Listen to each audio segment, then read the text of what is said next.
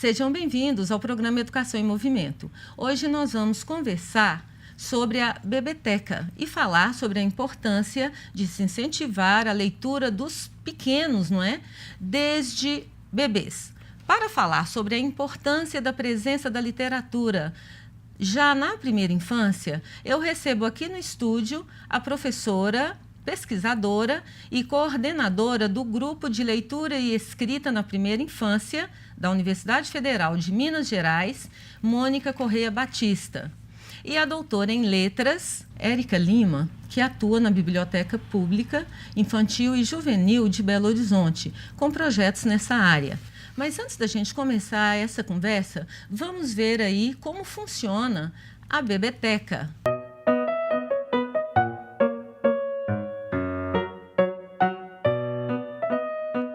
A Bebeteca da Faculdade de Educação, ela surge em 2011 com um projeto que era o projeto Universidade, Leitura Literária e Formação de Leitores, junto com o GEPEL, que é o Grupo de Pesquisa do Letramento Literário, e agora também vinculado ao NEPEI, né, que é vinculado à Educação Infantil, que é o Núcleo de Pesquisa da Educação Infantil. E a Bebeteca, ela foi criada com esse intuito de constituir um espaço específico para crianças de 0 até 6 anos de idade. A gente pensar que a exploração literária e essa experiência da literatura começa desde que as crianças estão ouvindo o barulho e a sonoridade da voz da mãe quando está na barriga ainda. A gente tem que entender que a literatura ela toma um percurso que solicita, não somente de quem produz literatura, como também da parte do leitor e do mediador, né? Solicita um outro olhar para esse texto, que não é um texto clássico, por exemplo, de alfabetização. Quer dizer, literatura não é para alfabetizar, é o contrário, a gente deve utilizar todo o sistema da língua, o sistema verbal para ser desconstruído pela literatura. Segundo pesquisa realizada em 2016 pelo Instituto ProLivro, 44% da população não tem o hábito da leitura e 30% nunca comprou um livro na vida. A solução para este problema pode estar no incentivo à literatura infantil, especialmente se considerarmos a faixa de 0 a 6 anos. Então, a ideia de verbo que aparece, uma criança chutando uma bola e a bola, na outra imagem, uma bola no chão, é porque a bola deve ter caído. Então, esse movimento, a ideia de tempo, que constitui, é o fundamento de uma narrativa. Então, a gente diz, tem literatura para bebê, se a gente considerar a literatura de uma forma mais ampla. As cores e formas despertam o interesse da criança, mas o incentivo à leitura deve ser um processo constante, construído junto a pais e professores. Nós temos alunos de pedagogia, alunos de letras, professores da rede municipal que vêm assistir aulas comigo aqui na formação. Eu trabalho com oficina também de professores. A criança, quando se relaciona com a literatura, ela tem uma formação simbólica e um contato com esses produtos culturais importantíssimos. Esse é o valor que nós entendemos que é o trabalho com a literatura.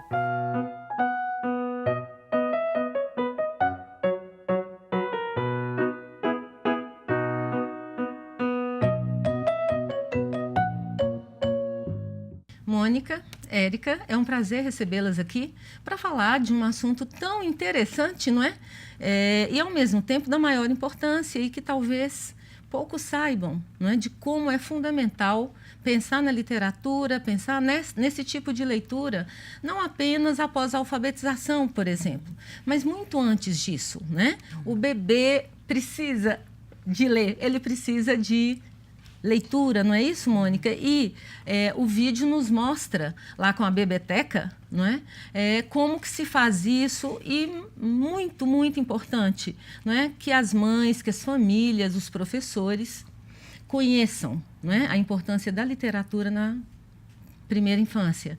Então, conta pra gente um pouco não é sobre a Bebeteca, mas antes eu queria também ver como é que você acabou incursionando aí, não é, por esta área de literatura infantil, ou literatura para bebês, né, melhor dizendo. Então, primeiro agradecer o convite, Sandra, é um prazer estar aqui com a Érica, a gente trabalha junto há um tempo, né, produzindo alguns textos e alguns eventos, muito bom esse tema, né, escolhido.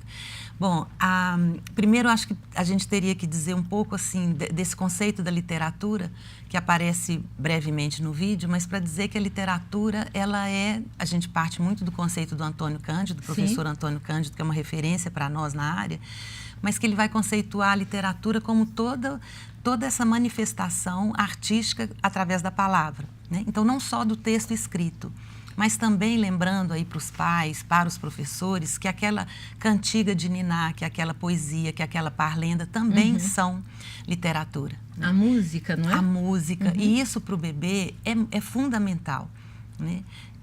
Eu diria assim, um pouco me baseando na Solange Jobim, num texto que ela produziu para nós numa coleção que a gente trata a questão da literatura desde dos bebês, e ela vai dizer que a criança, o bebê, não é aquele que não fala, porque durante muito tempo a gente empregou essa expressão, o infans, né? Como aquele que não fala pela origem etimológica da palavra.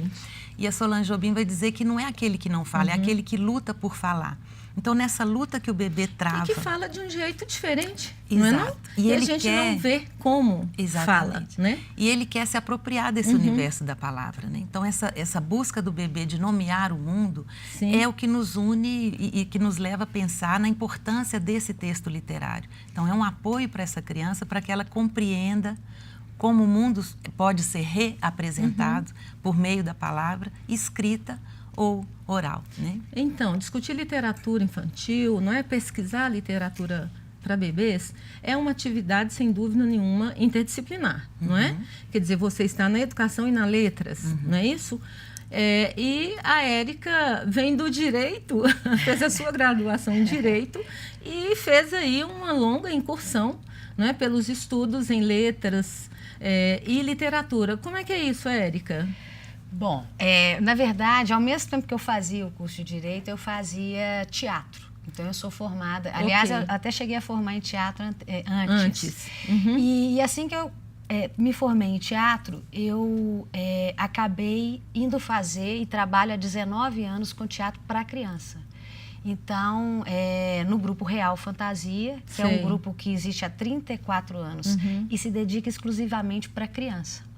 Então, eu já tinha...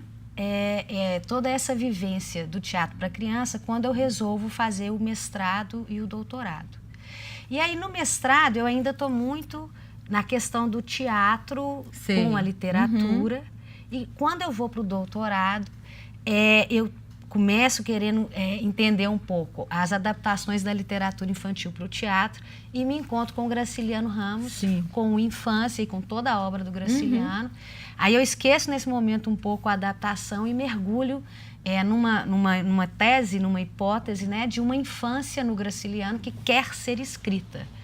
Né? Desde o texto dele lá, das crônicas, até chegar no Infância, eu vou percorrendo, assim, tentando ver essa infância que vai emergindo no texto dele. Então, nesse momento, eu me debruço mais uma vez sobre a infância, e aí lendo o Agamben, o Benjamin, é legal que você falou do infante como aquele que luta para falar, né? O Agamben vai dizer, é o que tem a potência da fala. Não e é essa é a fala. nossa experiência. É diferente, né? Diferente. Ele tem a potência da fala, e para que ele fale, é que eu fico imaginando que precisamos, não é, de todo este trabalho que vocês desenvolvem.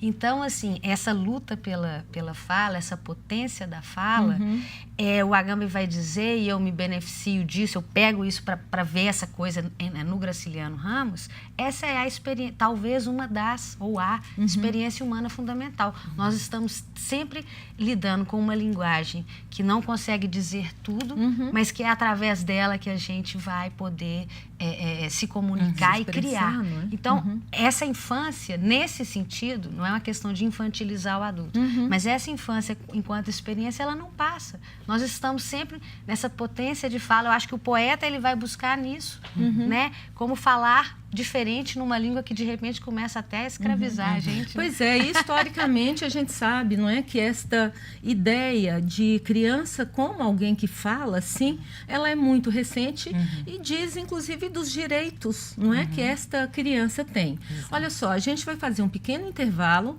mas não saia daí, a gente volta já já.